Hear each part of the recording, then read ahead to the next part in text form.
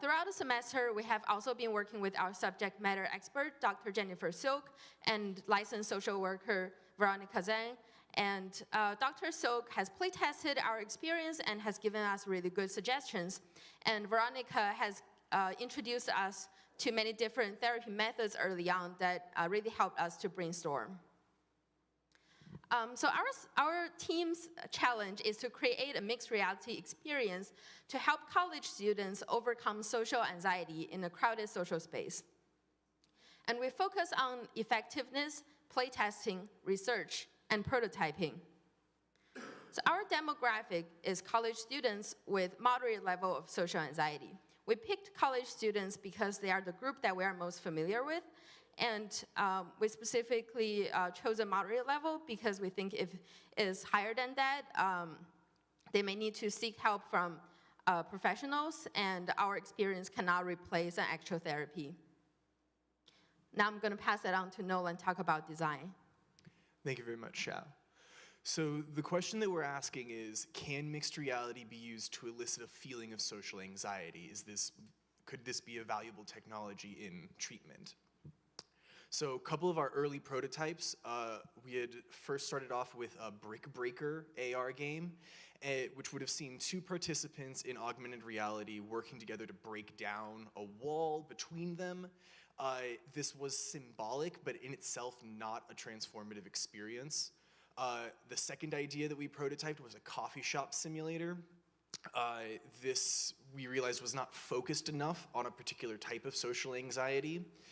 It would have required a mediator or a therapist, and there was no coffee to serve as a stimulant. So after quarters, we decided we were going to focus on a particular type of social anxiety, that is anxiety in a densely populated space. We also decided we were going to reevaluate the scope of our project. We had originally thought we were going to write a full academic paper with our findings from this study. However, we have since shortened that to a shorter white paper that we will publish at the end of the semester. After quarters, we were also able to finally speak to our subject matter expert, Dr. Jennifer Silk, who was able to try out one of our prototypes. And she gave us some very invaluable feedback.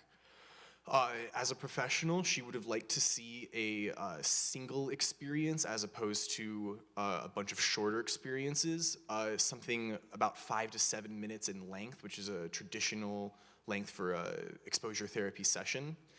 She said that this would allow a participant to habituate to the anxiety of the space. And then she also recommended that the player have some sort of agency, making choices in this space and experience success while under a certain level of anxiety. So this informed our design guidelines going forward. We want to make a game-based experience as opposed to something that is a clinical tool that would be under medical scrutiny. The experience we're designing is purpose-built for this study to gather information. We want to gather eye tracking data. This will serve as a mechanic for the experience, but also as a data gathering tool. Eye contact being a very important part of body language. And all of this is going to be using traditional exposure therapy as a framework. And now to talk about the experience itself, Ezra. All right, thank you, Nolan. So to break down the actual experience we plan on creating, after talking with our subject matter experts, we decided that we are creating a mixed reality experience based on proven principles from exposure therapy, in which we are encouraging our player to engage in a sort of simulated party space where they will be interacting with other attendees at an event, simulated. This experience is single player. It begins with the player being invited to walk physically into this space, and once they arrive, everyone already attending is minding their own business, conversing, and as the players are walking around the space, they may be getting different reactions. The player will be then further interacting with the space by completing simple tasks upon being prompted, and selecting dialogue choices which they will vocalize to interact with the different attendees. We have a very short demo here of one of our proofs of concept. So the idea here is the people already in the room, while initially all the player knows is they need to go into the space, the characters will be potentially glancing at the player. If the player's like staring directly at them, they might look away. We plan on further fleshing out this behavior. After the players spend a little bit of time in this space, not really knowing exactly what they need to do, we prompt them that they have lost an object. We prompt them to find their phone. At this point, once the player finds the object, we inform them like, hey, that's not actually your phone. You found something that belongs to someone else, so why don't you find who it belongs to? At this point, the player will then be introduced to the dialogue system where they will be selecting one of 3 choices to interact with the attendees. The player selects the choices by reading the dialogue out loud because we think that this more accurately simulates the types of fears that people would have in this types of situation. And based on information from our subject matter expert, it's been established that it's very important to have nuanced reactions to these things. So some of the people the player interacts with may be a little bit hostile or dismissive towards the player, whereas others are going to be encouraging, polite, and give the player a positive experience. After the player finds who the object belongs to, we intend on extending this loop with another simple task or 2 to otherwise encourage the player to be in the space and continue to converse with more of the party attendees. And we are hypothesizing that if someone who is initially socially anxious at the start of the experience, they may feel better about this specific experience closer to the end of their time in the demo. And here to talk about our features and playtesting is Varun. Thank you, Ezra. In terms of features and playtests, now that you know what the flow of the experience is like, let's have a look at what features and playtests, what our initial playtest is currently looking like. The first thing that we have to realize is our audience has social anxiety. That means they would refrain from doing any complex interactions or following up with any complex mechanics. So to keep it simple, we had to come up with really simple and intuitive mechanics. So for example, to sort of avoid using controllers, we are going ahead with Quest Pro hand tracking. In terms of, say, grabbing an object, normally you would reach out for an object, grab it, and that is when it comes with you. But here you see, you just have to reach out for the object, and the object comes to you. In terms of locomotion, and also to make use of the physical space, instead of using a controller's joystick to move around, the guest is required to physically move around in this space and also interact with the NPCs. In terms of interaction, the dialogue is one of the important mechanics here. And as Ezra mentioned earlier, they're supposed to vocalize their dialogues and therefore have a simulated conversation with the NPC. While all of this is happening, we are still trying to answer a question, which is, can this experience induce social anxiety or not? To answer that, eventually, we need to gather a lot of data first. And we are using a Pixel Watch to gather some of the biometric data. Some of the important data points could be our eye tracking. Eye tracking because whenever you communicate with someone, it's not just speech that matters, but also the way your eyes move. Heart rate because normally when you feel anxious, your heart rate normally shoots up a little bit. So that is a clear indicator of you going through some form of discomfort. Another important metric here is something called as SUDS, which stands for Subjective Unit of Discomfort. It's kind of a self-reported metric given by the guest in regular intervals during the experience, which is a clear, short measure of how much discomfort the guest is feeling at that point of time. Our initial playtest was quite interesting. We ran a playtest with our subject matter expert and also some other participants. The initial prototype was really, really simple. We had a lot of pairs of floating eyes in the space. And when you look at them, they blink. That's it. In this simple prototype, our playtesters was able to project their feelings on the eyeballs. Right? They mentioned that they had a feeling of somebody being present in the room, and that they are being put on the spotlight, and then that they are being judged to some extent. So what we realized is character design is going to be super important to further induce social anxiety. And to talk more about character design, we have Marie explaining the same. One of our biggest challenges right now is character design. We want to make something realistic enough to induce social anxiety, but at the same time, we want the characters to be a little abstract, so the focus is on how the experience feels, not how uncanny the characters might be. So, since we're going to do something abstract, we're going to make the characters ourselves. And we started with a collection of reference images from Xiao and Nolan. Some of them are AI generated, some of them are from things you might recognize. And Ezra has also modeled a placeholder character. And so far, the general opinion, including from some psychologists that we've talked with, seems to be in favor of a very simplified body and two very expressive eyes, which need eyebrows or eyelids of some sort to show their emotion. So we're going to continue iterating and playtesting that. So now I'm going to talk about our conclusions and next steps. So we have some takeaways from the development. First is learn what your subject matter expert needs. So us as game developers would always want a very good gameplay and complete story, whereas our subject matter expert think from their therapist's perspective may want things like longer time of exposure. And it is our job to incorporate the needs from both sides into our experience. Second, having constraints really helped us to design.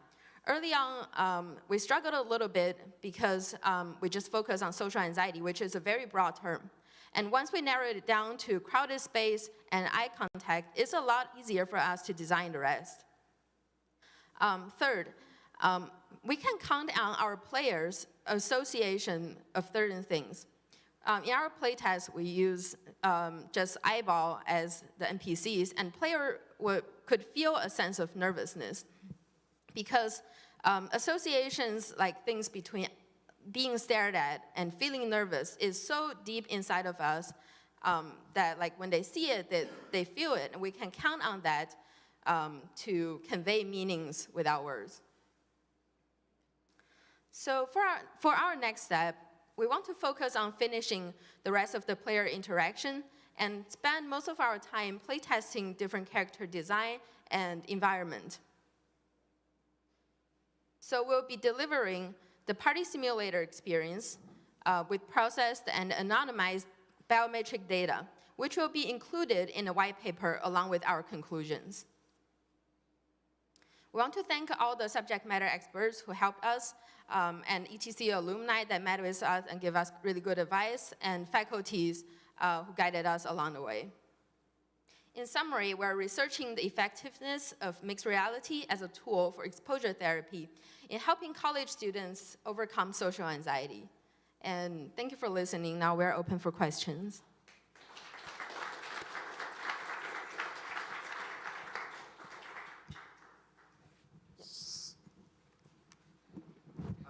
Quick question about definition of success for you. Is success just inducing social anxiety using mixed reality, or do you see success being a change in someone's social anxiety by using this experience?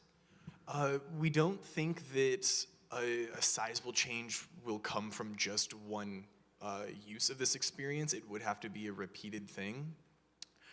So success is finding out whether or not we can induce social anxiety. We don't know if we'll see too much of a difference in just this one experience. John? Sure. Considering you're a student-defined project, what is exceeding, meeting, or falling short of your expectations at this point? I think there's a couple of different situations that would result in us falling short of what we would like if our experience is inducing, because we are examining the like hard metrics, right? If our experience is not inducing any sort of change in the player, then I think that would be likely a mark that things are not going quite as anticipated. We anticipate seeing some degree of change from the start and finish of our experience over the 5 to 7 minutes, and if that is occurring in people who are reporting themselves as socially anxious in our pre-survey, then that is good. And if we are exceeding expectations, then it would be maybe able to draw some novel conclusions from correlation between how people are describing their social anxiety and things like eye contact relative to heart rate at different points in our experience, or critical moments in our experience where users self-reporting their SUDS metric, if there's a sudden shift at a definitive moment that could shed some insight into how people process social anxiety in these simulated spaces, then that would be very much exceeding our expectations.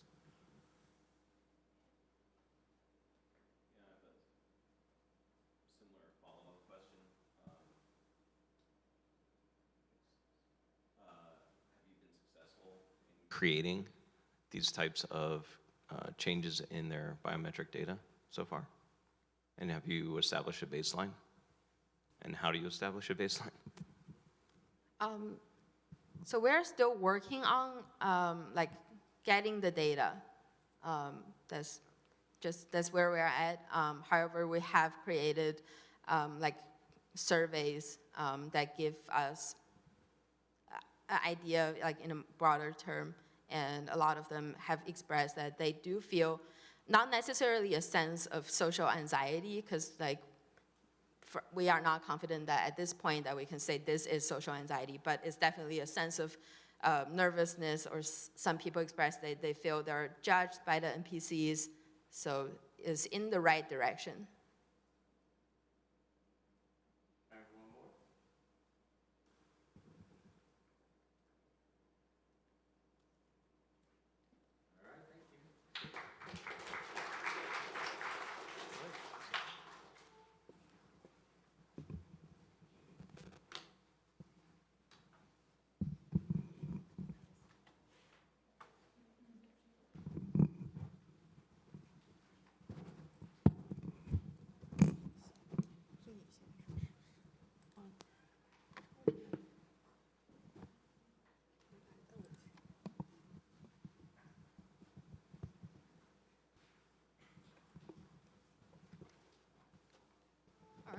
Hello, everyone. Welcome to our Halves presentation. We are Team Envision. We are one of the pitch teams, and we're bringing you environmental art design in Unreal Engine 5 and VR.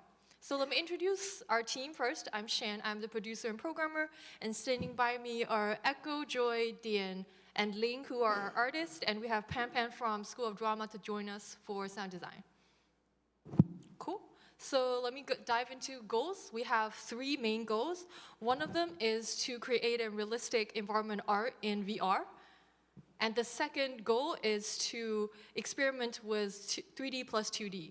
I think you're pretty familiar with this term with all the movies that use green screen footage. But what we're doing different here is instead of showing you like a flat movie, we are putting you into VR. And the third goal is to experiment with indirect control, because also compared to flat screen media, indirect control in VR is going to be very different. So to introduce our high concept a little bit, we are using environment art to tell a story of a dystopian society where privacy is a luxury only the wealthy can afford. So there are some keywords here.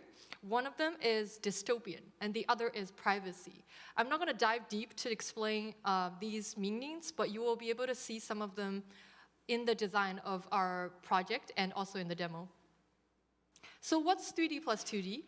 And please forgive the resolution of this GIF, but we have juxtaposed a green screen footage of a female influencer into this Unreal scene. So these are created in Unreal with our 3D assets, and we also put lights around it to make it blend in with the scene.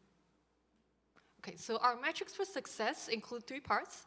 The first of all is definitely art style, and second is prototyping, and these 2 have been the main parts that we've been working on for the first half of the semester, and we are going to start doing more external playtesting for the later half of the semester. All right, so I'm going to pass the mic to Joy to talk about our quarters feedback and demos. Thank you, Shan. So after quarter, we have a lot of useful feedback. Some part we are focusing on is, first, our previous demo for 2D plus 3D doesn't look as optimal as we want, and it also doesn't represent what we're trying to hit. So we've been trying to experiment how using our own green screen footage with our own actual scene to hit what we are trying to achieve. And also we are in the process of modifying and tweaking our stories to better fit our experience and what we want to convey to the user. And now we will show you our working demo right now. Feel free to check out the rest of the building whenever you are ready. This is the start of experience. You are Welcome to starting your new home. in a apartment. We're glad to and have you there's as part of our community. A lot of box Feel to be free to check out unpacked, the rest of the building indicating whenever you you just are ready. move in here, and there's a virtual assistant your new home. encouraging you to take a look around and take a look at the neighborhood. There's a lot of asset we haven't bought in yet, so a lot of are just placeholder, and some is the asset we already made.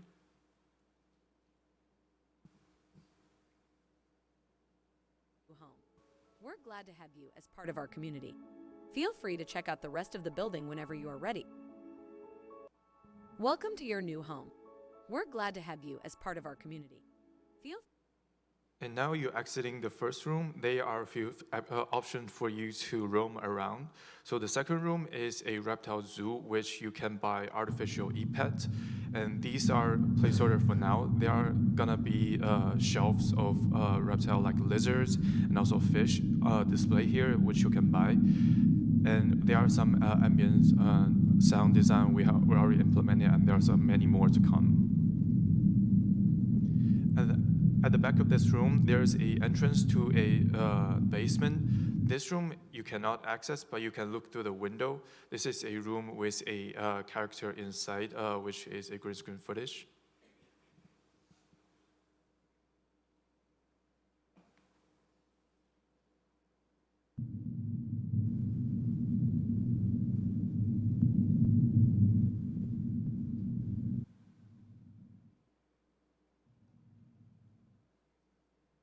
Today I have a really busy day. And now this is so another room you I've cannot enter, but you can really also easy look through the window. throw-on This dress. is also one This of is our from green screen Lovesac test Fancy. footage And of combined course, with our I'm actual doing scene. my And there's Doc also Martens sound to add a incorporated little bit into of this edge to design. it.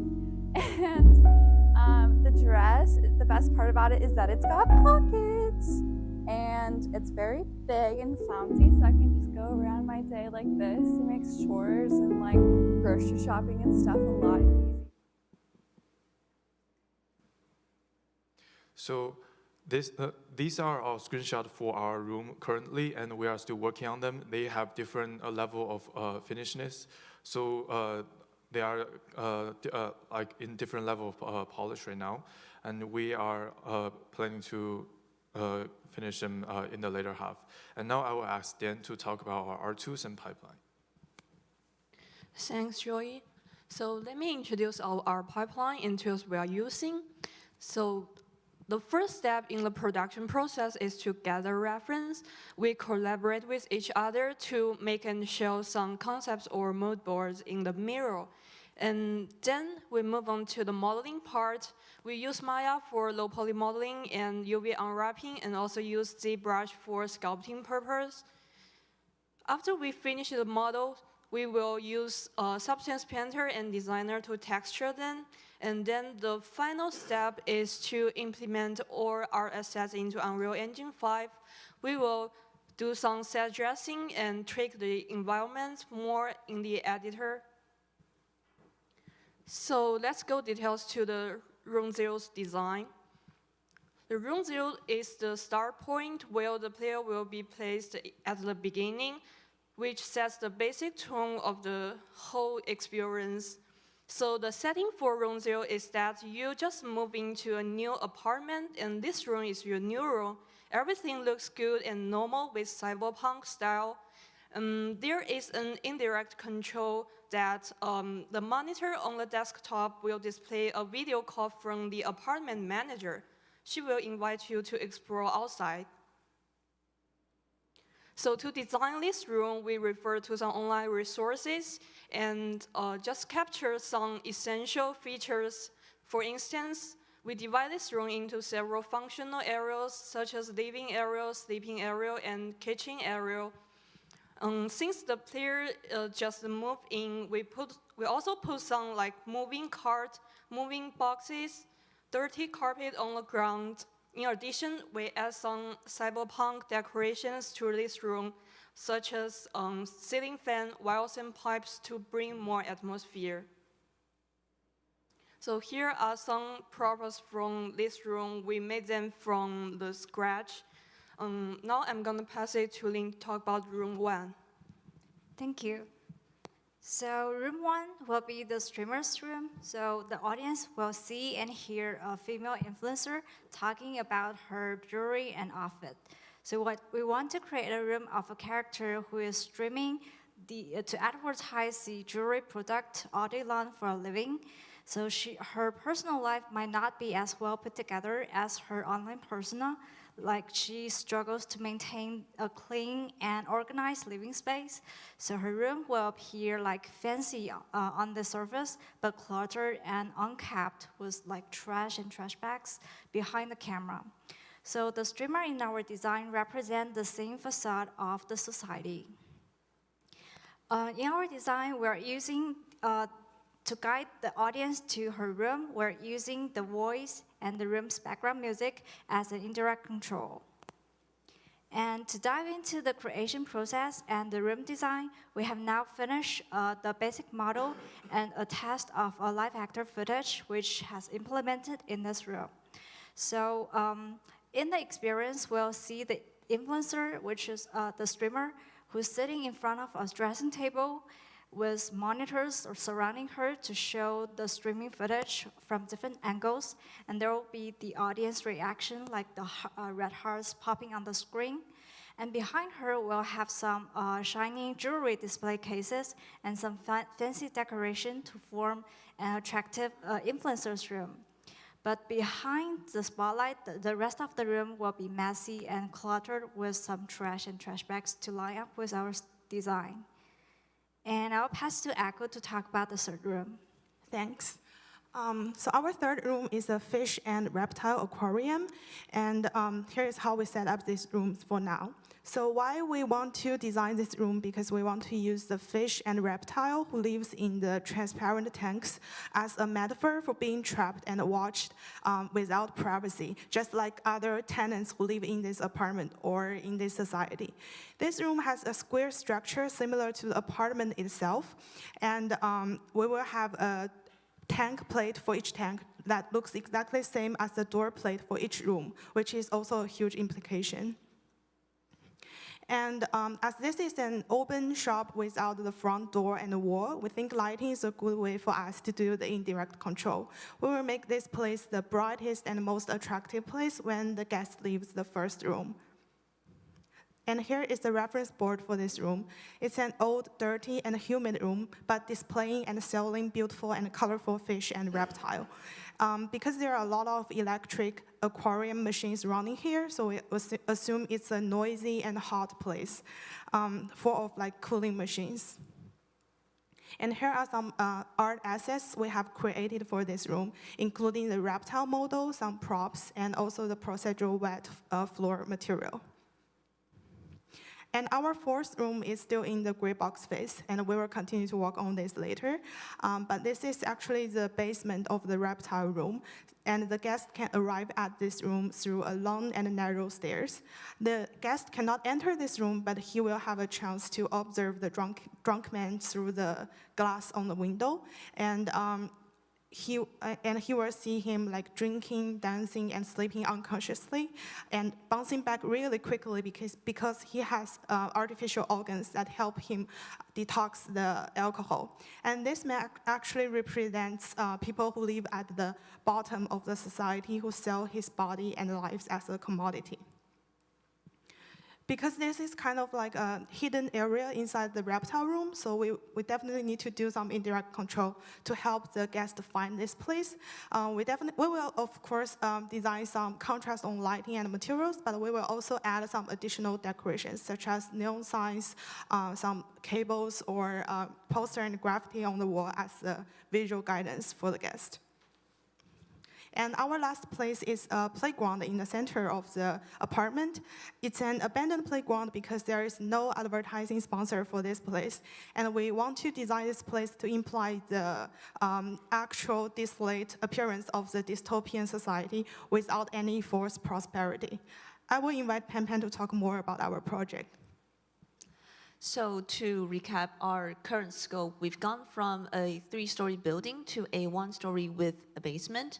And we've gone from 9 rooms to 4 rooms, 2 being fully accessible. Players can go inside and interact with certain objects, and 2 you're restricted from watching from the outside. And this also knockdowns our need for 9 actors to 3 actors, as well as number of art assets. So we use ShotGrid to monitor our assets, and you can see we have 254, and right now we are kind of halfway through. And this is how the assets are distributed all over the space, and as you can see, the green ones are the one that's finished already. And soundscapes-wise, we've had the foundationals. Many of them are either not yet implemented or are in revision, and there are more detailed sound cues to be made as the art progresses. So for the next steps, we're just gonna keep refining the art, and we've shot the test videos, so we are gonna move on and shoot actual actors as well as record voiceover afterwards. And then we are seeking for more external play tests. So that is a quick summary of where our current project is going at. All right, that's all for our presentation. We're open for questions.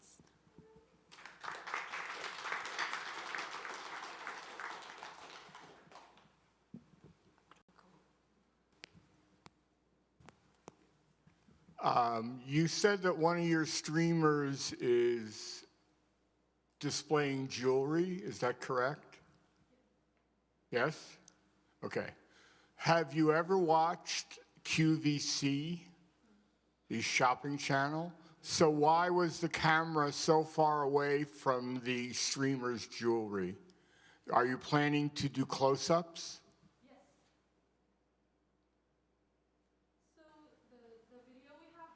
Is a test video.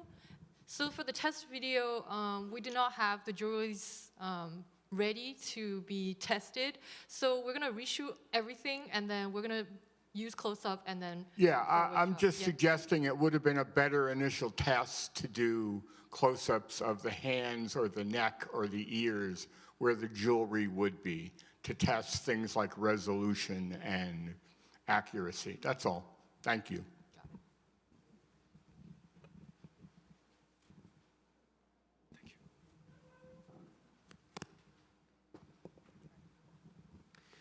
So there's an old saying that the enemy of the digital artist is dirt. You have a very dirty environment. Will you have time to make it have a realistic look that way?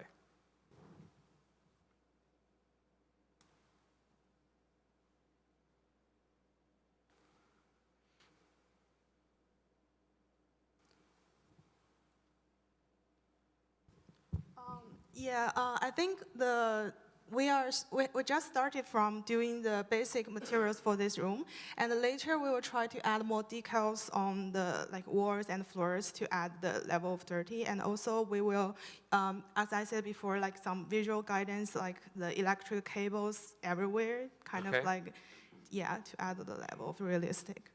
Okay.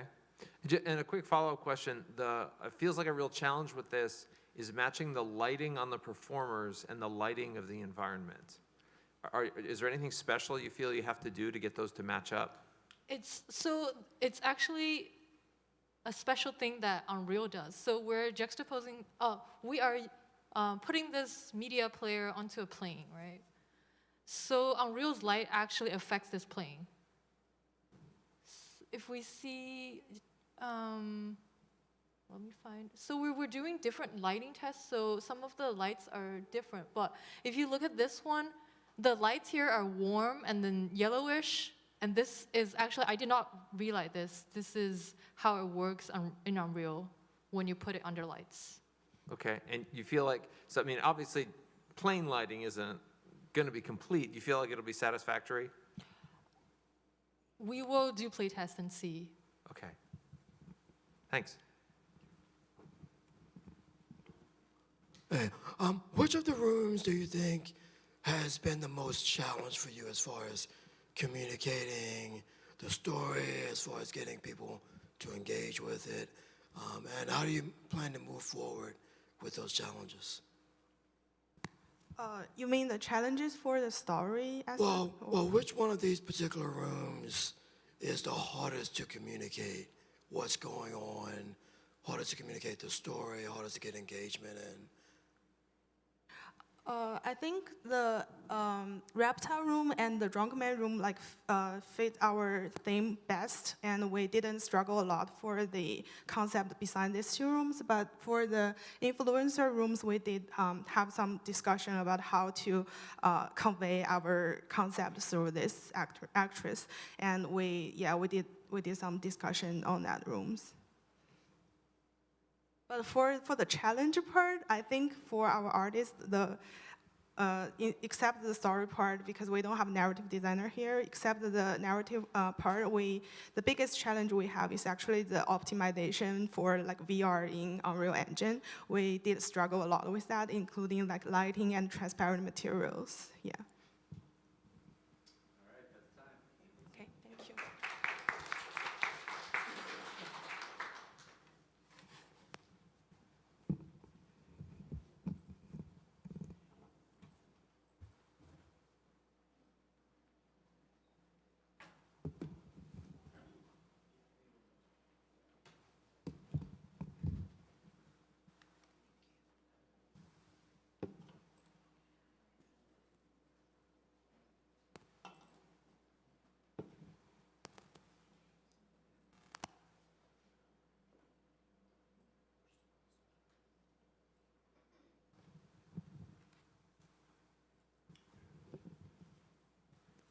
All right.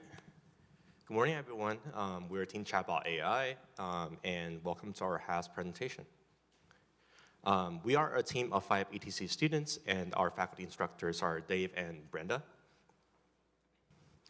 So a little bit about an overview of what we're doing.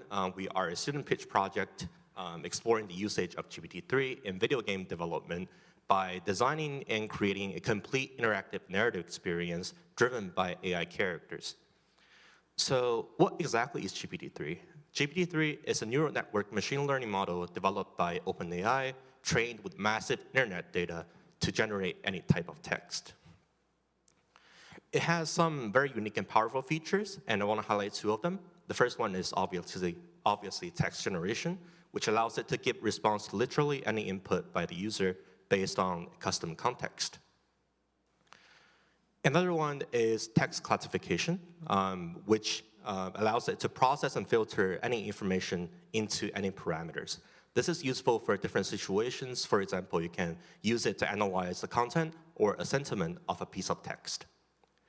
So our vision is to utilize these 2 features of GPT-3 to develop conversational AI as game NPCs, so they are able to have highly immersive conversation with the guest. And our goal for the semester is to design our experience around these AI characters to maximize the strengths of GPT-3 and effectively bring a pre-written story to life. And I'll pass to Ember to talk about the story. Our story logline is as follows. When a colonial town finds their reverend has been afflicted by witchcraft, the young deputy governor, the player, must come in to interrogate suspects and uncover the truth in order to identify the witch before the town gives into hysteria. We chose to focus our story in the crime genre because we felt that that interrogation style of dialogue fit well with text-based input. Tying together both the story and the gameplay, our overarching theme is that injustice will prevail when you take action without understanding the full truth, whether that is action on behalf of the player with regards to who they choose to accuse of witchcraft, or action on behalf of the town with regards to the hysteria as a whole. There are 3 main suspects that the player will interact with throughout the story, all played by chatbots. We have Elizabeth, who is a proud and successful farmer slash landowner. We have Adam, who is a struggling farmer and who has a fiery temper. And we have Hope, who is a folk healer and is also a bit of an outcast because she's the newest person in town. The overall experience can be broken down into 3 primary pieces. So we have the onboarding, in which the player will learn a little bit about the reverend's affliction and what actually happened, as well as getting an overview of the 3 suspect characters. And we have the interrogation phase, where you can actually talk to the suspects in multiple different rounds of questioning to hopefully uncover information. And then finally, we have the ending, which the player will formally accuse any number of suspects of witchcraft and receive a short write-up about the impacts that that decision had on the town as a whole. A majority of the player's time will be spent in the interrogation phase of the game, which Charlie will talk more about. So our moment-to-moment gameplay is open-ended typed conversation in the context of interrogation and investigation. And we're going to go a quick showing of how that works with a quick example of gameplay. So the player would type out or ask a response, in this case to Adam, about how he's doing. Adam then would, the AI, as Adam in this case, would respond, in this case talking about how he's having trouble with the hysteria going on in the town and is not the happiest about it. And then the player would use this information to know about further questions to ask and continue with the investigation back and forth like a conversation. This is a very open-ended format compared to standard dialogue trees. It gives a lot of player freedom, and we didn't have a lot of similar points of reference to look at, so we did a lot of exploratory playtesting to see how players approach this structure. We did two types of playtesting. Paper roleplay playtesting with two people in person talking it out and acting out the situation, and digital playtesting where they had typed conversations with the AI in a format similar to our end product. The roleplay playtesting was mostly to identify how players interacted with this format and mostly how they struggled, and thus where we needed to provide systems and gameplay support to allow for a good experience. And the digital playtesting was to take those findings and see if they worked and test them in a digital format.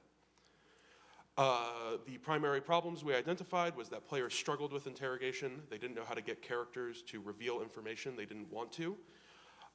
They felt with the open-ended format there was a lack of an emotional arc and tension, and because it's more open than a dialogue tree, where in a dialogue tree you can't ever run out of responses, in this case they could run out of ideas, and then if in that case they would get stuck and give up. And we made some solutions to each of those problems that we're trying out.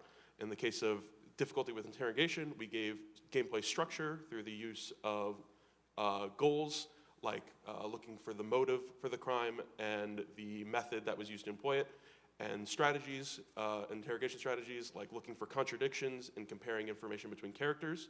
And we found through further playtesting that providing this structure made the players more successful and come to conclusions that they felt more definitive about at the end, and thus come out of the experience feeling better about it. For the lack of emotional arc and tension, we gave the characters emotion through tracking their stress, which changes how they act and what they want to talk about. Based on, the stress would change based on the player's actions. So in the case of Adam, he starts out irritated and dismissive. At low stress, goes to medium stress and is angry and defensive. And at high stress, he's defeated and apologetic, as you can see all the way at the right. And this allows us to have an emotional and narrative arc despite our open-ended structure by controlling these states over time and through the player's actions. And lastly, to deal with the thing of players not knowing what to ask and getting stuck and giving up, we are providing hints in the form of suggested questions that the player can opt into, so they always have something they can ask, even if they don't currently have an idea. And for the technical implementation of each of these solutions, I will pass to Dimitri to talk about them. So here's an example interaction. Here's an example interaction between the player and the AI character. The AI character uses a context that we provided with general background about it to come up with the responses.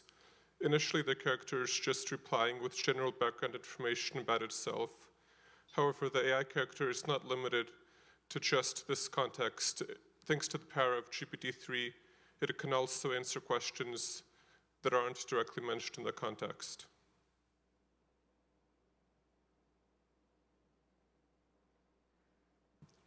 So more specifically, this is how we communicate in Unity with GPT-3. We send an API call, which includes the question the player asked, the history of the conversation between the player and the AI character. We send it the context, which depends on the stress level that Charlie mentioned before, and we also send it a list of example responses that we want the AI character to give. And based on all this information, the AI character responds to the specific question that the player asked. So to generate the context of the examples, we start with a general description of the character from our design doc. And then we create a spreadsheet which has the AI character, all the different stress and emotional states of the AI character, and for each state we have a different context that we created and different examples. And now this spreadsheet is read directly by Unity, and its contents are sent directly to GPT-3 to generate the responses. And this is an example video where we see how the character's stress changes, and based on the changing character stress, the character uses different responses. And besides just being able to type in questions, the player can select a specific tone to use. It starts out as calm, but it can be changed to things like patronizing, for instance, and different AI characters respond to different player tones in different ways, either by increasing their stress or decreasing their stress. And here you can see examples of the changing AI character context. It changes from very low to moderate. And based on this, the AI character will respond in different ways to the player questions. And then after this, I'll let Anna talk about other ways in which we affect how the AI character responds.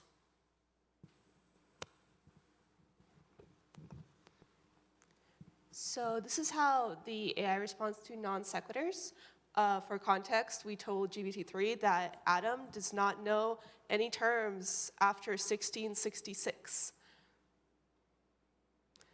So his reply to, "What's your favorite video game?" is literally, "I don't have much experience with technology from this era," not something a character from 1666 would say.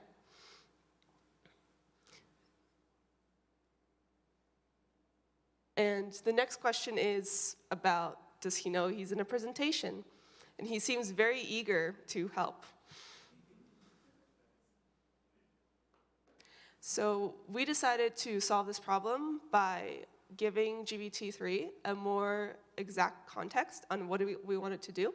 So instead of just saying he doesn't know anything about terms after 1666, we added that he will respond with confusion when asked about them, and that if you keep asking repeatedly, he will get angry and think you're a witch.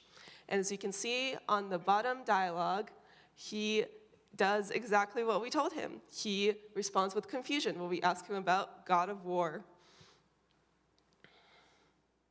So this is an overview of what we have done so far. In terms of documentation, we have a complete narrative design document that details our narrative. And we have fully implemented it in our paper playtests.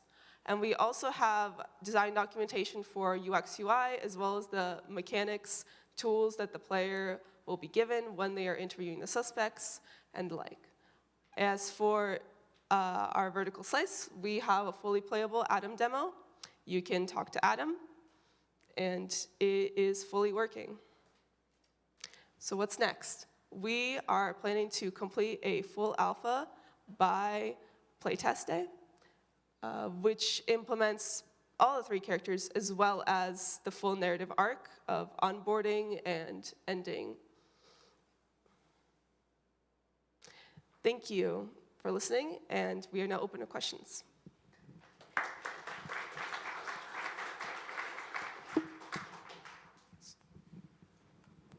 Yeah, how similar are playthroughs for different players, and what is the goal there? Do you want a playthrough to be very similar for one player after another, or do you want it to be very different? So there's a decent amount of variation at this point, mostly in what strategies they do and how they feel about each of the characters. We want to try to get that narrower than it is right now, but we don't want to fully constrain it so that every experience is the same, and we probably can't because it's so open-ended. But yeah, we do want to narrow down the variance there through further playtesting and iteration. I have another question, actually, if you don't mind. Sure. The visual motion of the character, is that connected to the sentiment analysis that you guys are doing? Yes, so I made sprites that are separate for each emotional state. And so we have like 3 main emotional states and then 2 transitional ones to make the flow seem natural. And I illustrated all those emotional states in the Atom demo. With regard to the actual sentiment analysis, that is more to do with how the characters would respond to specific sentiments, specific emotions. Given the current tone wheel implementation that we have, we've pinpointed certain things that would trigger a change in each of the characters based on who they are and how we feel that they would respond. And as well, we're hoping to implement more to do with them reacting to specific topics that are discussed, but that is still something that we are in development for. And when those are triggered, there is both, the change in how they're responding and also the visuals will change for that response to give player feedback.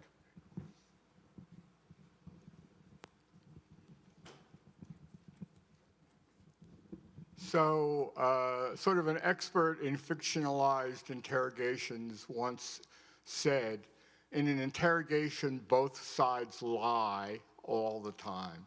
Could you tell me whether you're encouraging the player to lie?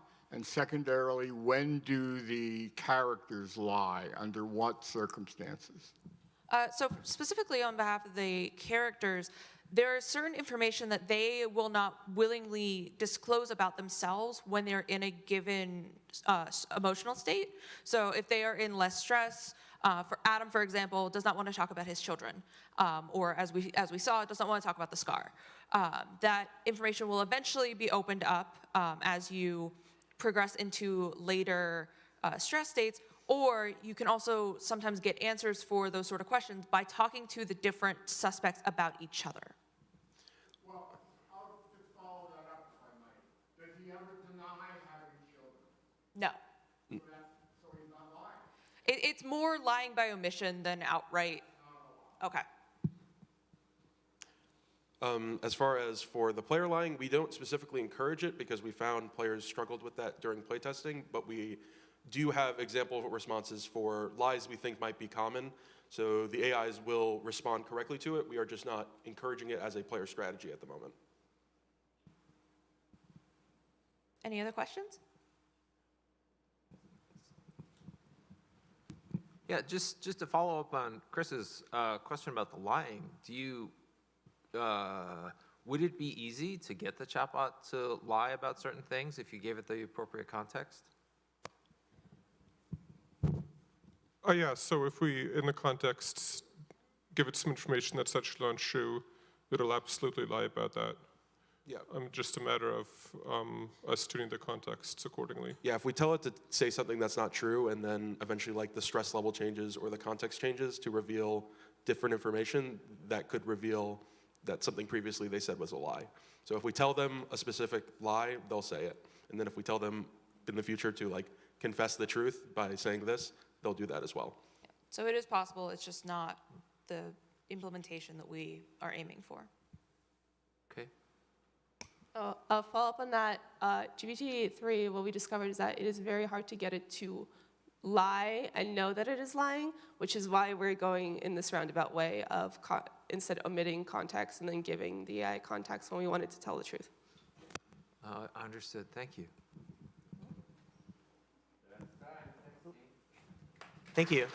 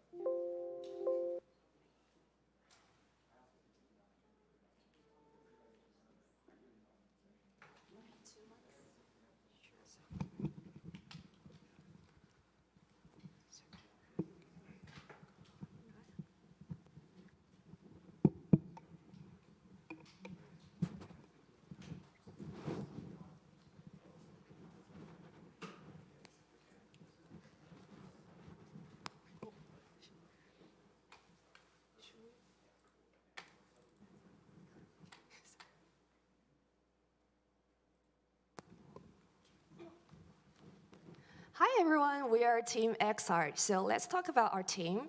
We have our technical artist and programmer Jiayu, our programmer Simon, and our product designer Glendon, our UI designer Tianga, and our UX designer Haiyun, and our fantastic instructor Mo.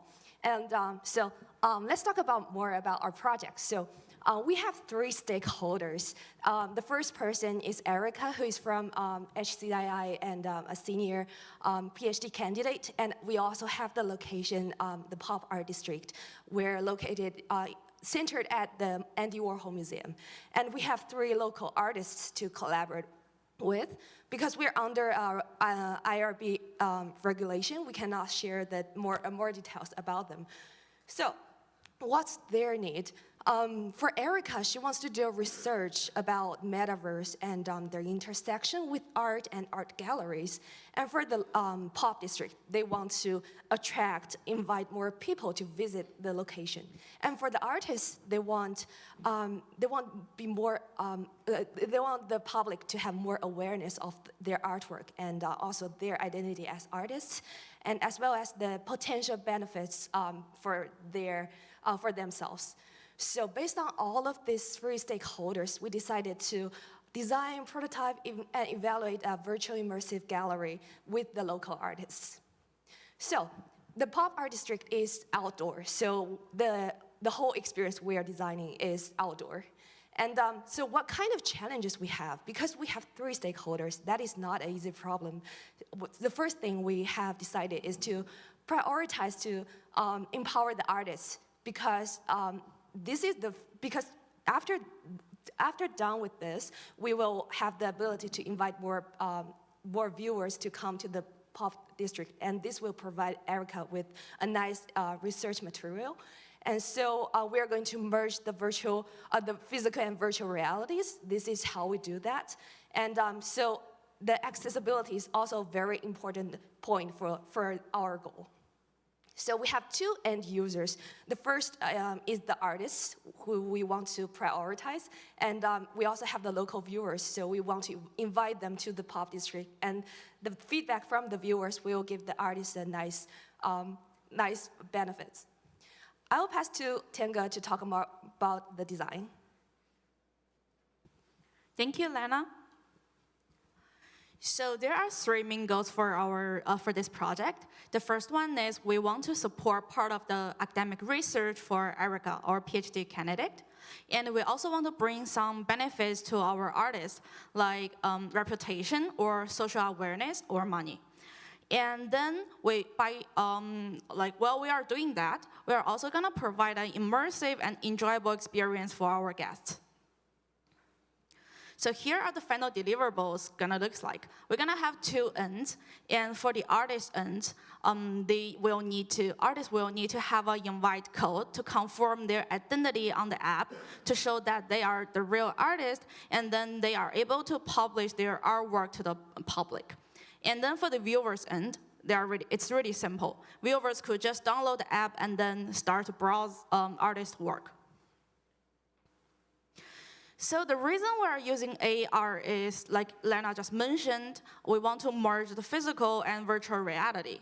And then one more thing is, since the physical space is limited and it cannot show all the artwork at once, and we want to provide more opportunities to the public, we want to provide more opportunities to the artists to be seen by the public with an easier, accessible way. So we are using AR technology, and we want to encourage users to go to the Pop District, take a walk, and have some connections with their specific location. And here are the competitor analysis we have done. You can see those 2 products are the most common design solution for designing a virtual museum.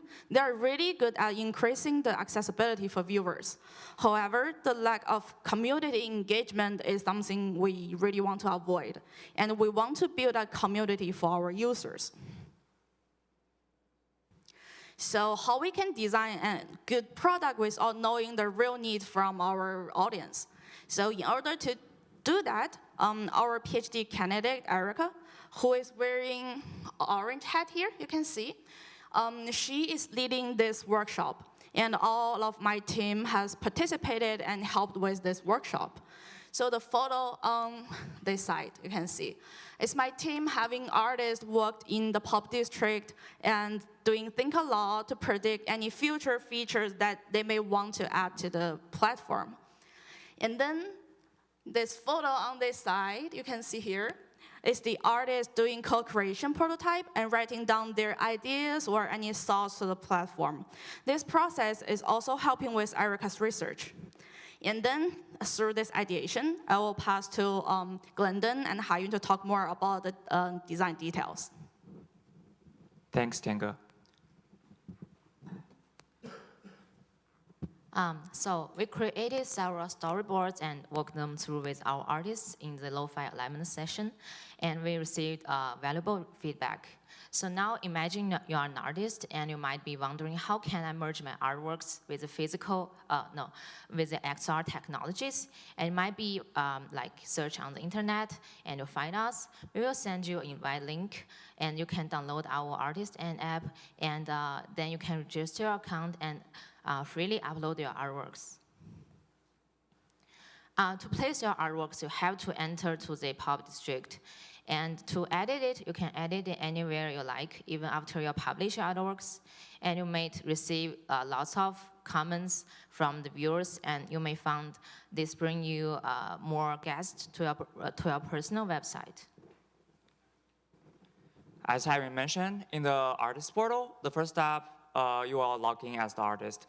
And then you can upload your artwork to the platform.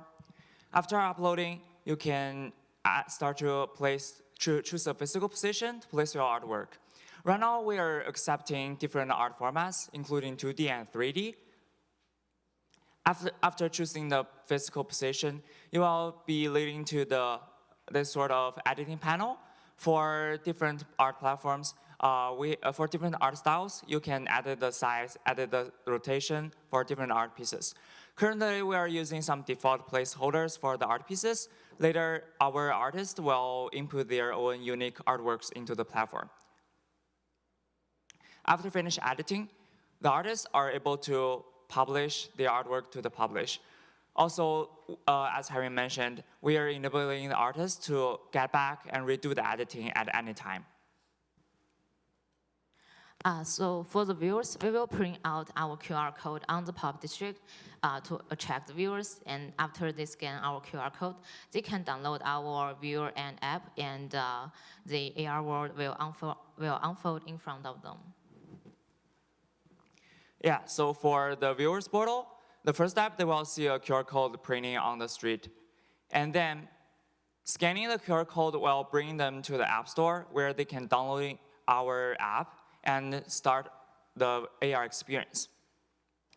In the AR camera, they can see different artwork in front of them, and clicking through them can open up a shortcut of the information of the art pieces. Clicking on the information of the art pieces, they will be bring to the detailed information page, where they can see the different details and information about art pieces. Here, we also want to featuring a sort of function called comment function.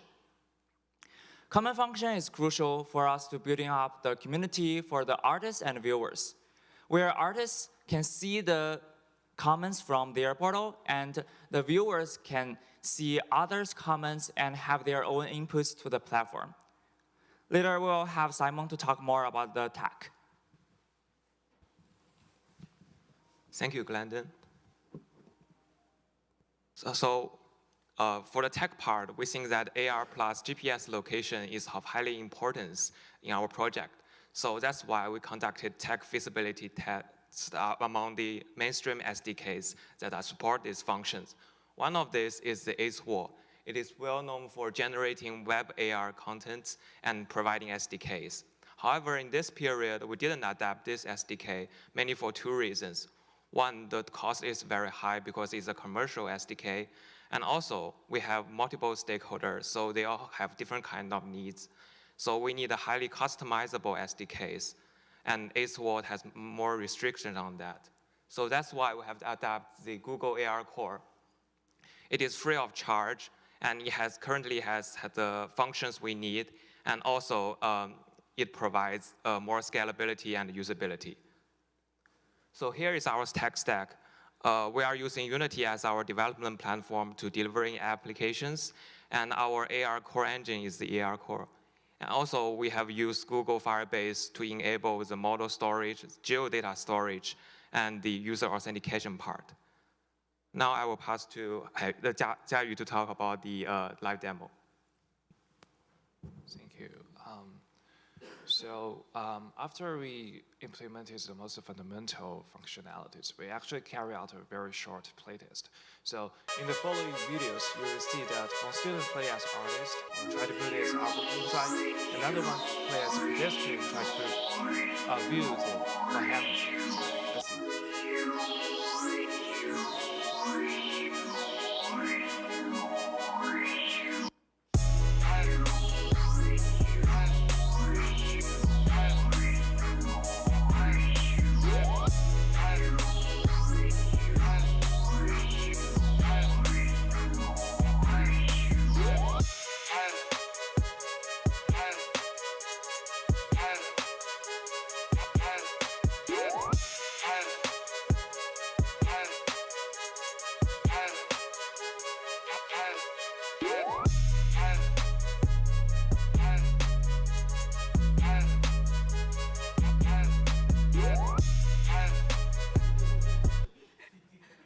Thank you, Jiayu. So, yeah, thank you for, so what is our metric matrix? As we previously mentioned, we have 3 stakeholders, and we need to fulfill all of them. So the effectiveness is very important for our project. That is why we want to prioritize artists' experience at first, but then we have to develop the viewer's experience, because only if we have a lot of viewers are willing to come to the pop district, the artists could have what they want. And at the same time, the pop district can have more visitors. And all of this will provide Erica with a nice research material. And then the client requirements actually help us to narrow down our scope to make things more clear. So this is why we want to pick this tool as the most important part. So we also have several alignment events with the artists, and we've get a lot of valuable feedback from the events. For example, the moderation regarding the comment system and the age restriction of the artworks, and also the sharing function and map navigation will be our next step after the half. And so this is our next step. We will develop our new features, and we will also do a lot of play tests at the same time. We'll do 2 more alignment events with the artists, and we'll have our product finally done. Yeah, so yeah, this is the summary. Our goal, we have 3 main goals, and we have 2 applications for the artist end and the viewer end. This is Team XR. Thank you for your attention. Yes, Mike. Yes, so how large is the pop district, and can artists reserve space for their artwork and for sight lines so that doesn't get overridden by other artists? Yeah, that is a good question. Actually, artists, they also have the concern. We were thinking about using some colliders for placing their artwork so that they can actually have some space in between. And also, because right now currently for this demo, we only have 3 artists to cooperate with. That won't be a huge problem for this version, but for the future iteration, we will definitely think more about that. And also, this is one of our considerations, that the benefit we could bring to the artist community, because they can organize how they want to curate the exhibition in this case. So we want them to communicate more, and that will be a benefit for them.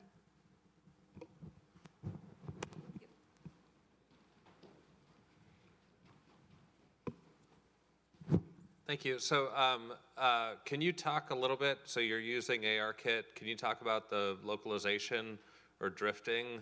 Can you just insight on that? Are you experiencing it? Yeah, thank you for the question. We actually tested a lot of the technical feasibility. I'll let Simon to talk about this.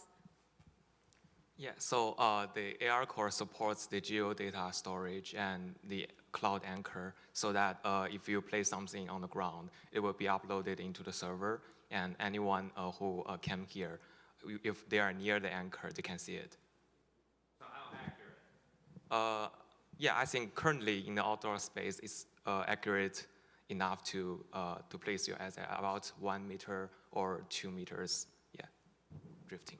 Yeah, and also because we are an outdoor project, the GPS indoor is very weak. So yeah, so we have tested the GPS with outdoor have better performance. Thank you.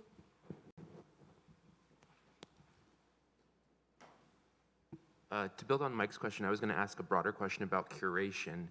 I mean, part of the concern I have is things like safety. Are they putting paintings in places where they'll block objects? Are people going to back up to see the object and walk into the street? Are there ways to control? Are there control levels that you could give, for example, to the museum, to Erica, so that way, if things need to be moved, they could be tagged or taken offline for a bit until they're replaced? Are there ways that you can enable people to govern the experience more broadly?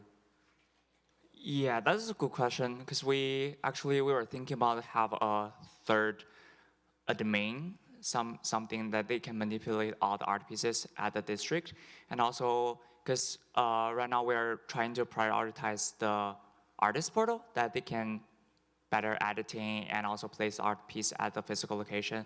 So we are thinking about the admin portal as a design concept and also have the concept like hand over to the maybe pop art district. And also, yeah, for the safety concern, actually it's also one of our biggest concerns because when we're doing place testing, we actually found the district is really busy.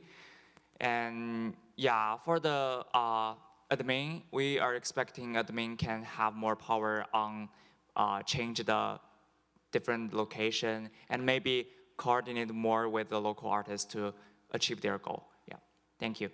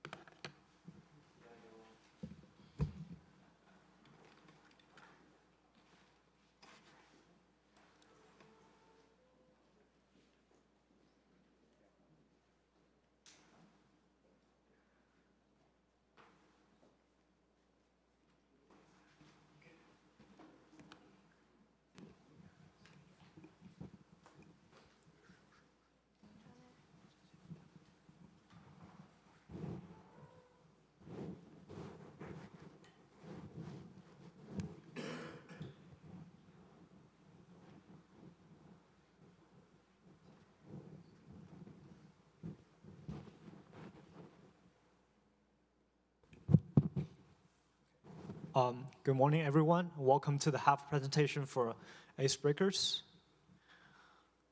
We are a team of 6, and Jonathan is our instructor.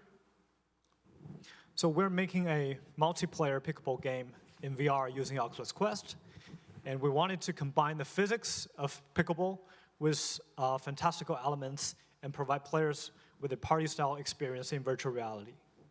So without further ado, we'd like to showcase a video of our first demo to demonstrate our progress so far.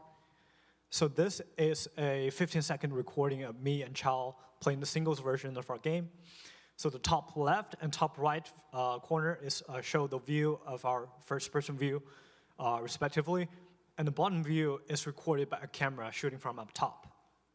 So then we're going to tell you the story of how we made it to this point. So at the start of the semester, none of us have played pickleball or seen others playing pickleball before. So we started by watching videos of professional players. And through those videos, we realized that pickleball is actually quite similar to other racket sports, especially tennis. But it is played on a court only 1/4 the size of a tennis court. And the ball used is like a wiffle ball with lots of holes on it and results in a slower speed. The game can be played in singles, doubles, or mixed doubles, with the doubles version being the most popular. Then to get more hands-on experience, we purchase our own paddles and net, and we play weekly at the Shanghai Oval and the RPIS, depending on the weather. We also attended a lesson provided by a local pickleball coach, and we learned a great deal about strategies and rules from her. And moving forward, we're planning on hosting an ETC pickleball tournament so that more faculty and students can play the sport so that it can better evaluate our game. And to make our game distinguishable from the VR racket sport games out there, we wanted to really capture the core of this sport, what is making it so unique and popular. First off, the rules are obviously different. Pickleball has its own kitchen area, which is the area near the net on both sides of the court, covered by the red rectangle. And so you can't volley the ball in the air with any of your feet inside the kitchen area. And there's also this double bounce rule, which gives the receiving team advantage, but allowing them to move up to the net earlier and give the opposing team much more pressure. And also, pickleball is so easy to pick up, and it doesn't require much physical exertion, which is making it accessible to all ages. And finally, the court size of pickleball allows players to be closer together and facilitating social interaction between the players. After we learned a bit about pickleball, we conduct some research on existing VR racket sports games. So here are a few of games we played and analyzed for ideas. We found 3 features that we should definitely have in our games. So the first is just the sensation of hitting a ball. It can provide a positive feedback for the players to let them play more about this game.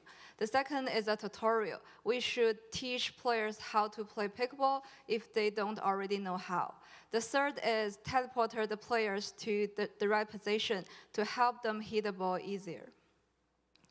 And before the quarters, we had multiple potential directions, and we also have uncertain gameplay plans and concerns. However, after presenting those ideas to the faculty and discussing with our instructor and group members, we found that we all agree that we should create a realistic pickleball experience followed by unique abilities to enhance the gameplay. So after we pitched this idea to the faculty, we received some concerns, especially on multiplayer networking. We will address how we solve those problems later. Next, I would like to break down into different parts about how we made our demo.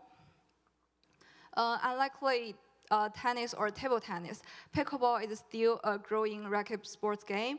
So we conduct extensive research and consulted with a certified pickleball coach to guarantee that we implement the current rules in our game. And at the same time, we incorporated the tactics and strategies taught by the coach in our game to make it more closely to the real pickleball. Up to this point, we have 2 modes available. The first is single mode, and the second is training mode. We also intend to introduce doubles after halves. We also developing a lobby that allow players to walk around and then make a decision whether they want to choose a side of the court and whether they want to serve. So that is one of the unique features that we implement into the game to replicate the rules, the pickleball strategies. Okay, so let me introduce our physics system. So at the beginning of the semester, we're trying to use the physics engine in Unity to control the motion of the ball. But then we realized this is not very consistent and reliable, because if the players just swing the paddle too fast, the physics engine will not detect the collision between the paddle and the ball. So the ball will just directly go through the paddle and players cannot hit the ball. So now we need to build a brand new ball motion system based on the physics engine of Unity. So the first step is to do an analysis of the forces. So there are 3 different forces applying to the ball when the ball is flying, which are gravity, air drag, and lift. So after we know these 3 forces, we can build a mathematical model. So this is a mathematical we're using in our game to control the motion of the ball. Another very important part of the physics is the spin of the ball. So spin is a very important element in the game that players can learn and improve their performance. So we're trying to use the pedal's velocity to control the top spin and back spin, and then use the angle between the pedal's velocity and pedal's position and face to control the flat heat. So next part is about the player's movement. So based on our research, there are 3 different strategies a lot of games that are using right now. So the one is joystick control, and the one is automatic movements, which means players will be automatically moved to the landing spot of the ball and then move back to the center of the court. So the third one is a teleport. So finally, we decided to use a kind of combination of the joystick control and the teleport, because this can help us avoid having any motion sickness, and at the same time, players can control their position, do some minor control of their position to help them hit the ball. So in this video, as you can see, the players will be teleported to a point that is pretty close to the landing spot of the ball, and then help them hit the ball. So another question is, what if the player is too far away from the ball? So we actually built a maximum distance between the ball and the player. So if the distance is bigger than this max distance, we will not teleport the player anymore. So by doing this, we can make this game more interesting and strategic. Okay, so basically now we create a formal court with textures, and we've now also added some cool features to the environment around the court, like the audiences and court lights. Our goal is to make the game more immersive and give our players a richer experience. To take things even further, we plan on adding more realistic elements like having audience seating stands and adjusting the shadow in the environments. So I also made 4 screens in the corner of the court, so players could keep track of the score during game. But after testing, we realized that the screen was a little small, and players had to turn around to see it, which was kind of inconvenient. So we are thinking of making a bigger screen after halves, like the one in Mario Tennis. So for character, we decided to keep the design as simple as possible. So our character won't have any limbs, just a basic body, a head, and a hand. These are the references we used when designing character. So the reason we wanted the character design to be simple is that first, we want to put more emphasis on environment. We're planning on having multiple game environments and give our players richer experiences. And secondly, if we made the character more complex with links, we would have to do many 3D animations like serving, hitting, and running. So since we have only one artist on our team, the workload would be very heavy. And this is the first game character of our game is based on Drew.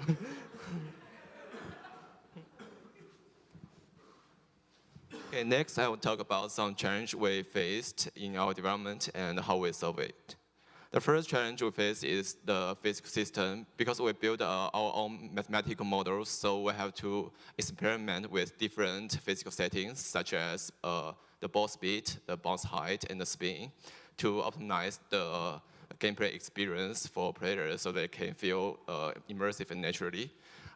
During the playtest session, we received some feedbacks from our playtest, and we will further fine-tune this physics. Another problem we face is the avatar system. Because the Oculus building API doesn't work well in the multiplayer environment, so we have to design and implement the avatar system based on the Oculus API as our own. And this involves mapping the physical position and movement of a player to the in-game avatar to create a more immersive and natural way to move. And we plan to add some voice system to the game so that players can communicate with each other in the future.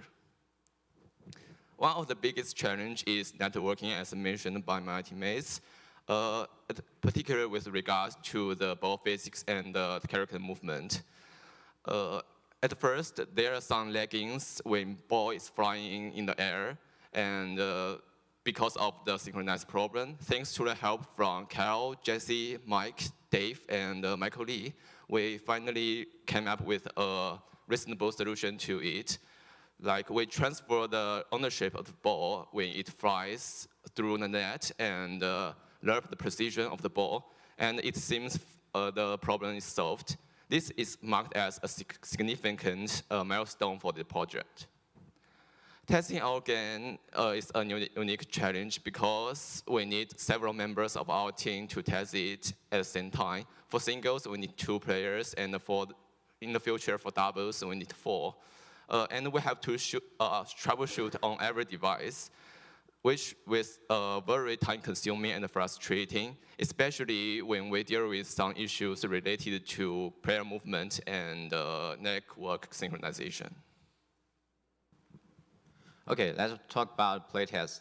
Last Friday, we had 9 students from River Valley High School playtesting our demo and received some constructive feedback.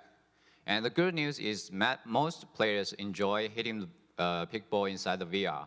And the bad one is the current serving and receiving experience is not good enough, which we will keep iterating.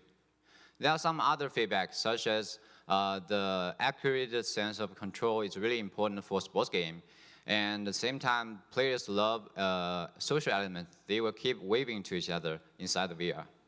And we also noticed that players have different ways to hold the paddles, which means that we need to be careful during the physical test. And in the same time, we found that there's no players experience the motion sickness inside during the playtest. It seems like our teleporting features works well so far. So for future plans, there are four main parts left to work on. The first one is doubles. Double mode in pickballs is much more popular than the singles. And the second part is about feedback. We need to add more sound effects and haptics to provide stronger feedback, as well as voice communication to provide others' voice to be the feedback. And the next part is about tutorial. We wish our project could let the players to learn and how to play the pickball, including in real life. And the last part is about the new abilities, but this is not decided yet. We need to depend on the future developing progress. So overall, we are developing a multiplayer VR game for players. We want to create a realistic and engaging experience for players to learn and enjoy pickball. Now we are open to questions.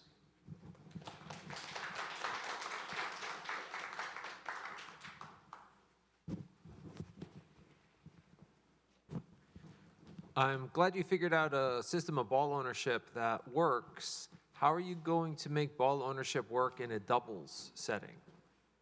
I'm sorry, in doubles? Doubles, Okay. right, because right now you have one side of the court, the other side of the court, it hands from player 1 to player 2. When it becomes ambiguous which player is going, the ball is going to, I guess I wonder both about ball ownership, and I also wonder about how the teleport system will work in a doubles setting. Yes, so the question is about how to account for which players should be the one that return the ball. Is that right? Okay, so I think that is one of our concerns when we design the doubles version. So the solution we have right now is that at the moment the hit is made, the system should be responsible for judging which player is the best player to return this ball and transfer the ownership to that player and also teleport that player to appropriate position where he can return the ball comfortably. But in terms of how to judge which player is better to return, we haven't finalized the technical documents on this, but that's something we'll work on for the later half. Because for the teleport system right now, we pre-calculate the ball landing position right after one player hit the ball. So right after that frame, we know the position the ball will landing. So we will detect the landing position compared with each distance to every player. So we will know which player will be accounted for this ball. So then we will transfer this ownership to that player and teleport that one.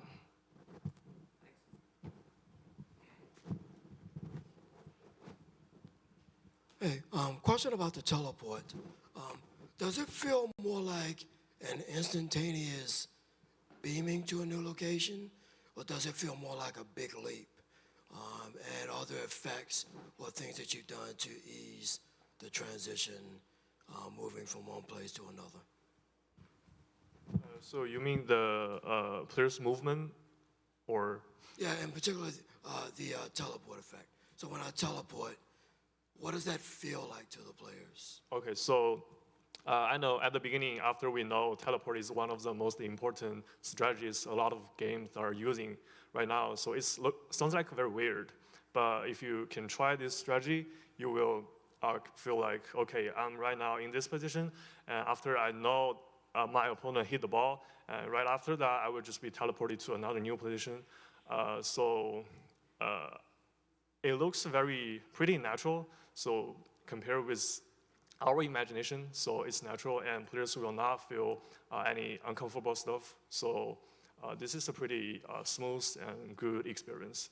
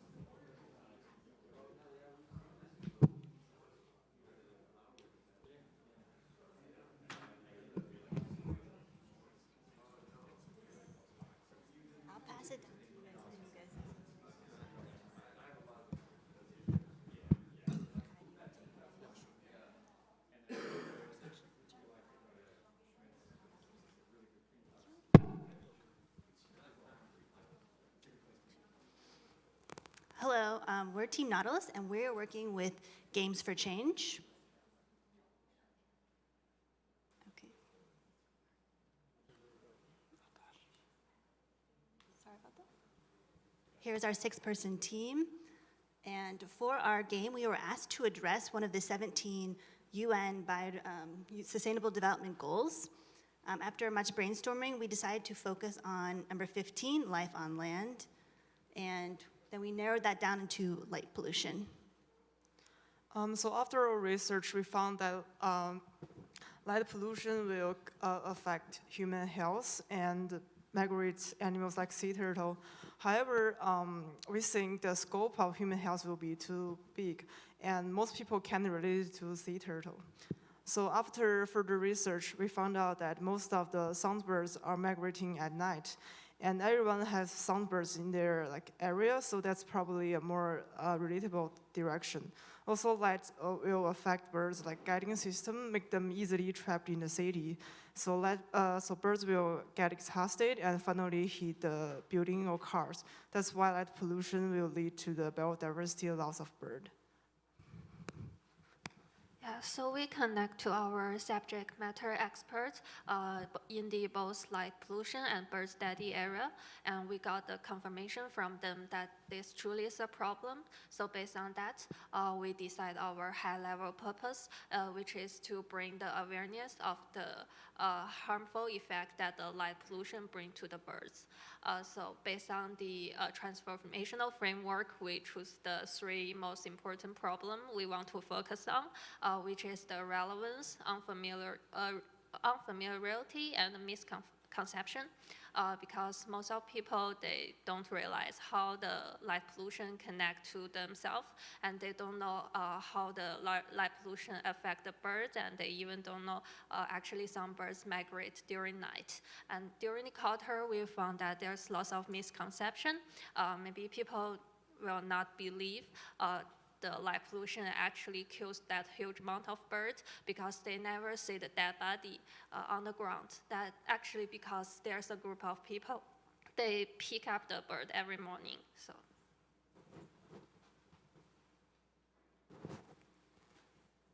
for the game, we are making a VR experience which will put the player to the bird's eye view.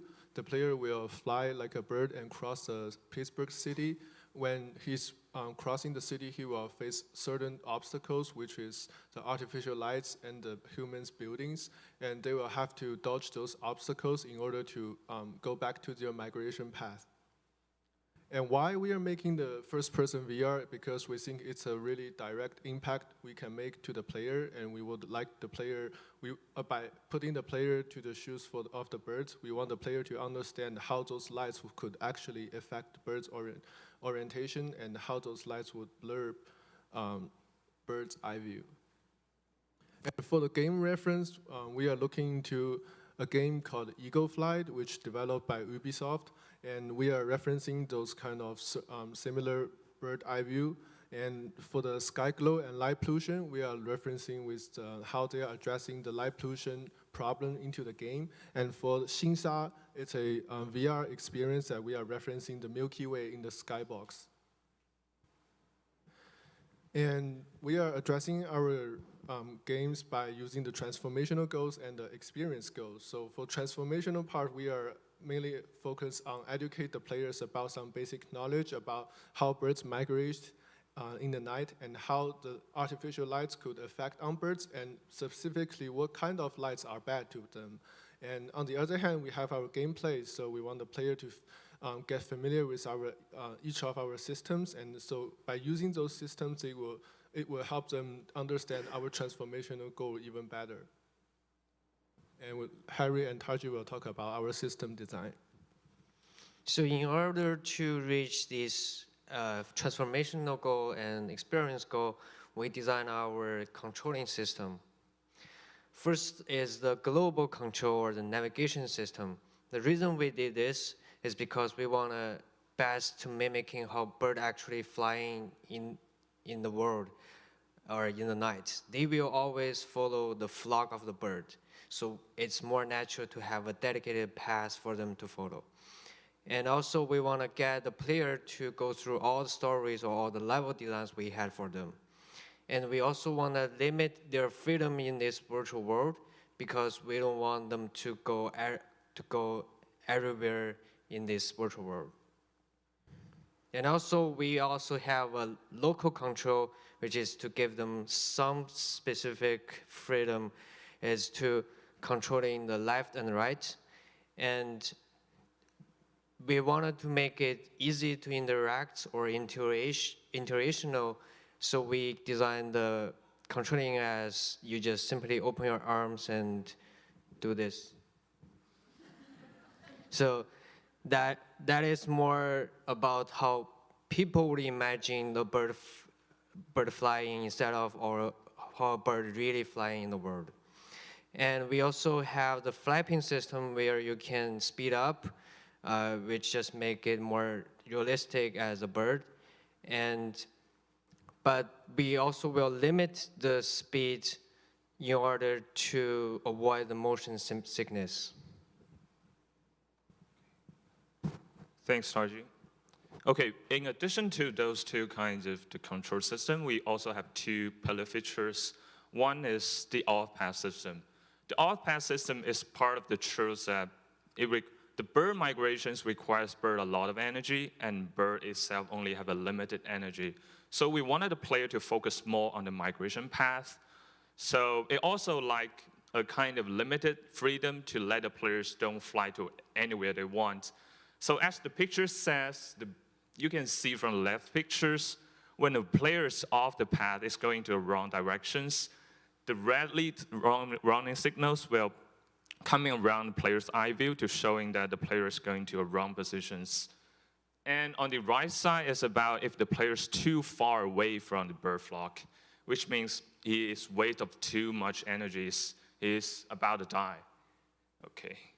And the next system is, it's the light attracting system. You know, we are making a game really stressed on the light pollutions, and what the fact is, how does the light pollutions attribute to the death of birds during the migration is that the lights, the artificial lights, will directly attract the birds and make the birds stuck around the lights. So in our game, when the player getting too close to those lights in the game, their migration path will dramatically shift towards the lights. And what players need to do is he need to fly into opposite directions in order to avoid those harmful lights, unless he will be totally trapped by those lights and wait to die. And from these pictures, you can see when the player is getting too close to the light, you can see their eye view is blocked out by totally white. And next part is welcome Kai to talk about level design. Yeah, so for our game level, we are referencing Pittsburgh City because we are familiar with this city, and our subject matter experts are all come from Pittsburgh, and we are able to take a lot of actual real research in the Pittsburgh city.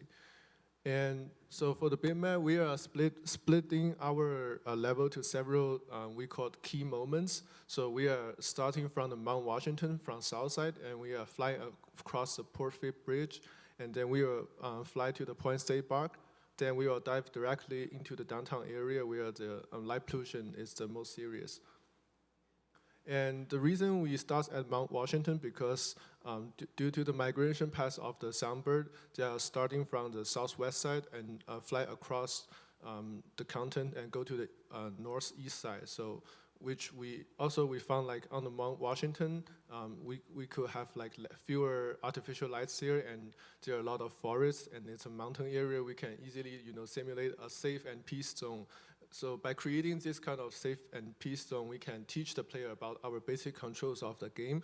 On the other hand, we can do a little quick introduction about how bird actually migrates during the night. And then we will fly to the Portfield Bridge. We choose this bridge because it always has those decoration lights during the festivals, and we want to educate the guests that how those kind of lighting could disorient birds' flocks when they are migrating, and also it's an iconic structure in the Pittsburgh area, and we want the player to have some of curiosity and some sort of tension when they are crossing the bridge because their migration paths get altered. And then we will go to the Point State Park. Here we will introduce more different kind of lighting. There are one beam light in the fountain area where we will teach the player about how the player will actually be drawn into the lights and how could you do the correction maneuver to avoid those lights. And also there are a lot of bad street lights in the Point State Park. We want to educate the people. So if they have the chance, they go to the park, they will notice those lights are actually bad to bird migration. And here we want to increase our stressful, and we want to build some sort of tension with some sound effect like heartbeats, and also we were gonna fade out people's eye view when they are attracted by the lights. And then we will go to the downtown area in Pittsburgh, where we have the most complex lighting conditions, and those lights could actually form luminous concrete maze for the birds. The birds will be disoriented, and they will easily to hit on the floors or attracted by the lights and just lost in the city. So we want to educate the people the bad lights in the city. Also, we want to increase the panic to the players. So we're gonna speed up and make them dodge a lot of LED boards or buildings to make them feel more stressful. And then we will end at PPG Place. The reason we relocated the PPG Place is due to the migration path. Our road have to end at northeast, so we kind of moved the PPG Place to northeast. And the reason we choose that building is because it has those reflective material on the outside and always lighting. And due to our subject matter experts, that building was the worst case scenario for a bird to get drowned with, because the lights, not only it has a lot of like huge light beams, but also the reflectness of the lights will causing more disoriented to the birds. And here we want to end the game by letting the guests get drowned to the big beam light, like the 9/11 memorial light beams. Those light beams can actually drown all of the birds and make them fly around them, so the birds will never be able to escape, and they will never understand why they cannot escape, because they are using light as a navigation system. And at the end, those birds are all gonna be tired and just die. So here, I'll let Jessica talk about. Like Kai said, the birds get attracted to these giant light beams, and they get stuck in the beams of light, and they just keep circling. They don't know why they can't leave those light beams, so they lose all their energy and then end up dying. So we want to end our game on this emotional moment where the heartbeat rapidly increases until it cuts out, like they're stuck in the light, and then it cuts out. And then we share real-world examples about how light pollution contributes to millions of deaths of birds each year. After the experience, we will show these organizations to the player as the first two organizations focusing on the bird health and navigation, and the one on the bottom is about the light pollution. Here is our future plan. There is a test render in Unreal. We focus on the low poly and the stylized style, and focus on the light. And after half, we are planning to add more details building like this along our micro systems, like we mentioned before. And for our future schedules, right now we are focusing on the first level, so we split the map to 3 different levels. The first level is from downtown Pittsburgh, from the Mount Washington to Point State Park. The second level is from Point State Park to downtown, and the third level is in the downtown area. So we are right now focusing on the first level and almost complete the first level. Then we will keep working on the second level and keep adding assets and also implement our interactions and controls. Then we will finish by the 14th week and prepare for our festival. And then throughout this, we're going to be doing play tests. Obviously, just with our fellow students, we want to test functionality, but we also want to test with our subject matter experts to make sure we are accurately depicting the issue here. And then also, we've been talking with 3 Rock, an event and store space here in Pittsburgh. We think that this would be a great audience that's kind of closer to our Games for Change audience, who are more outdoorsy and care about these different issues. And then obviously the ETC Playtest Day. And then as well, we have the World Migratory Bird Day at Frick Park that we want to eventually present our project in May. And that's it. Is there any questions?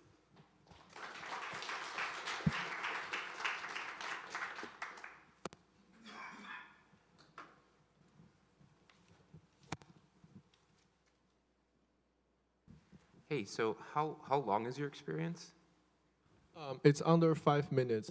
Okay, so is 5 minutes a reasonable time for a bird to die, or is it more that the bird has lost their way, lost their flock, that they will eventually die, but not within the 5 minutes of your experience, or that they'll crash into something? I'm just trying to figure out what the arc is, and if you're signaling to the player that birds die in 5 minutes, or is it like you're signaling to the player that the bird is doomed?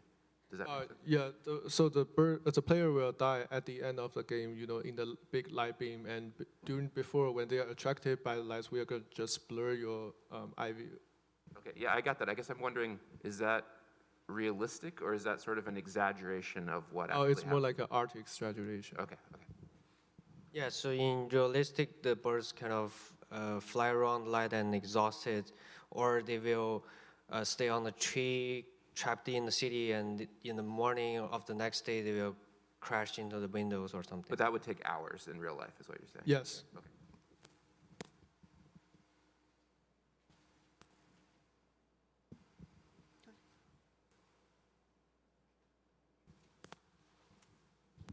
So your goals were all educational and having me come away with messages about what really happens with songbirds in flight. How are you going to get from the 5-minute experience to some of these educational points?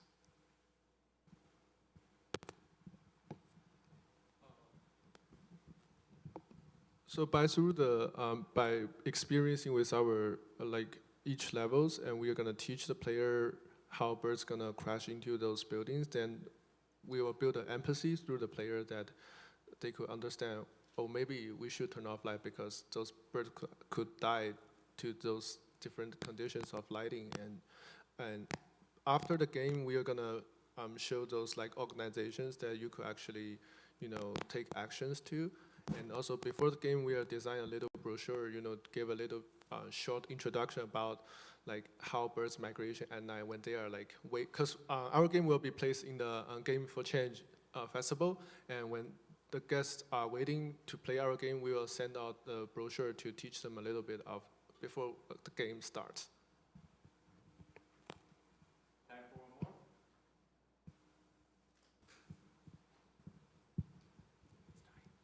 I may not understand this completely, but it seems to me not every bird dies, right, all the time. So is it important for you to explain, is it species of bird, or why do some birds make it and others die? We are picking a specific kinds of birds that, and as the picture says, the birds flock could actually, like all of the birds flocks would be drawn into the big beam of lighting, and we could say that about all of the bird flocks could die. And we are, we force the player to die because we want them to, think about it, this condition. If the player makes through the game and maybe it's less educational and less powerful, we think. Also, they think that there needs to be more studies done. There's some that are considered like super colliders that collide into buildings more than other birds. So, but there still needs to be more research that they said needs to be done.